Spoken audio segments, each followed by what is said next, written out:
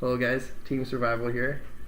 I'm with Matthew, but he doesn't want to speak, so you won't get to hear him. This deck's a lot of fun because it's like really troll against the meta with a bunch of kaijus.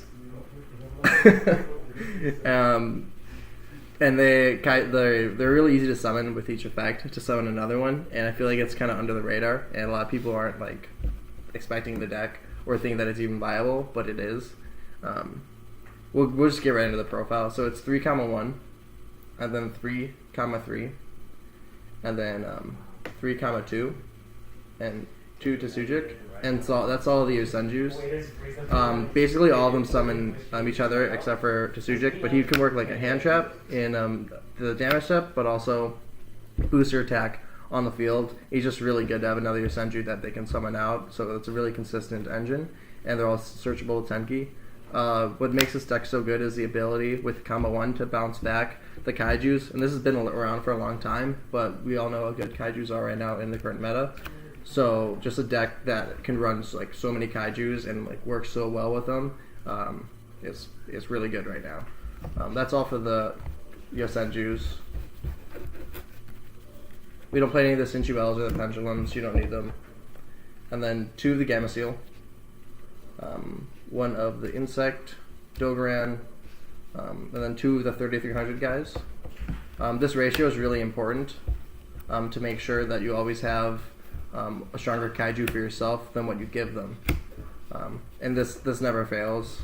You can change maybe one of them for a different attack, one of the new kaijus that came out, but these are the ones I've had and I'll always just use. And then onto the hand traps.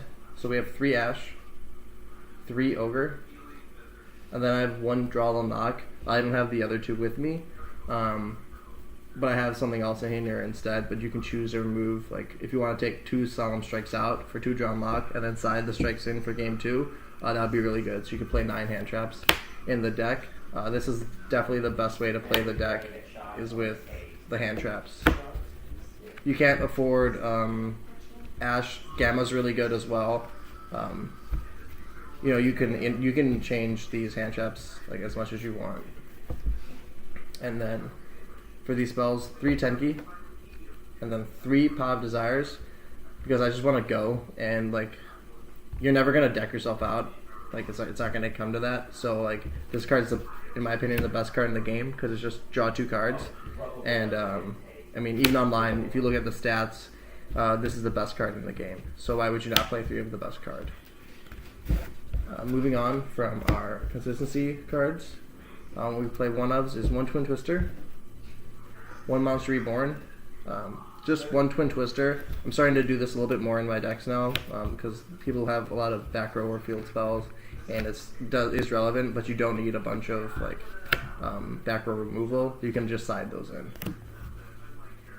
And then for removal, 1 Regeki, 1 Kaiju Slumber, 1 Dark Hole.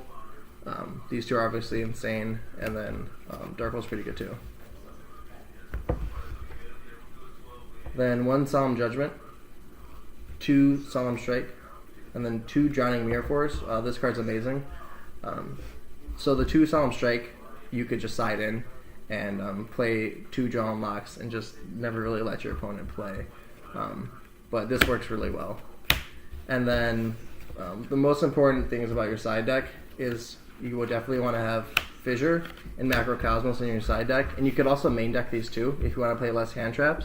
That's what I've been doing for a really long time, and they remove like a dimension of the game for like half the decks that rely on graveyard, whereas this deck needs 0 graveyard, so it's like they're super powerful cards to play in main deck, especially for the format.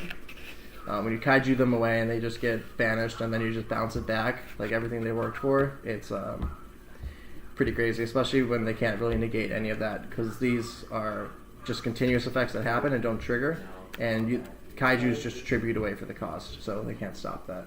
And then like if you just want to play back row removal, besides that, the side deck is really up to you. The deck's pretty lenient on like cards that you can put in. Also like a Solemn Warning for going second. So you would like if the deck's not good at going first, so if you know that your opponent's going to make you go first, that's when you would side in the Dimensional Fissure, the Macrocosmos, Solemn, and probably a bunch of Summoner Negators or board blowers like Torrential Tribute. For the extra deck, just one Link Monster, Underclock Taker. You never go into the extra deck.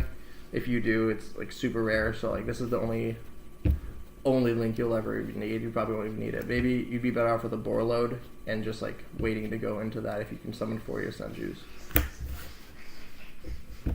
But like it's like $60, so you don't need that. This card's fine. And then 2 of the Tiger King. You never really uses secondary effect to negate monster effects on the field. A lot of times you'll find yourself just leaving it on the board so that you don't die in your next turn if you don't have a Drowning Mirror Force. And this gets you a Tenki, and then you can just activate Tenki right away. And that's like just pretty good. It's really consistent. Then the best rank 4, Baguska. This can save your ass like, a lot. And then if you can't afford Baguska, then Giant Hand's really good. I like to have both. Giant Hand is like only $5, and Baguska is like, I think it's only $3 now. So yeah, these are really good cards. Access to either of these is a really good something to make on the board to have a presence to stop what like you know what your opponent has. And then of course Lightning Chidori, Tornado Dragon, and then a Castel.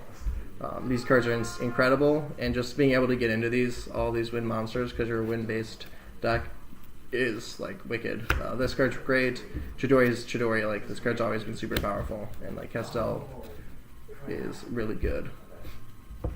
Then after that, 1 Anarch just because, 1 Diamond Crab King for the skill drain, 1 Cowboy for that burn. Steel Swarm because you never know when you're going to see synchros, just to have it because you have the space. I actually have an Abyss Dweller in here, but I don't have one on me. I'd probably take out Gagaga Samurai instead of Abyss Dweller because no one ever makes this card. Well, this should be an Abyss Dweller. And then for the 3 level 4s, they're nowhere near as they used to be. So this could be like a Borload, but I just thought, what the heck, might as well throw it in. So Thunderspark, and then, of course, the Harpy's Pet Phantasmal Dragon, which still does a lot of work and is like a really good card and can win you duels. Besides that, that's the deck. Don't, like, sleep on it. Like, you could take this in and, like, just kind of surprise everyone at your locals because no one's going to really see it coming. And, like, the ability to play 7 to 9 hand traps is, like, pretty crazy. Like, a lot of decks, for, like, consistency reasons or not being able to make boards, only play like 4 to 5 hand traps. So like playing 9, they're never really going to get to play, and then if they did, you just tribute off their shit and then just summon a bunch of Yosenjus. Thanks for watching.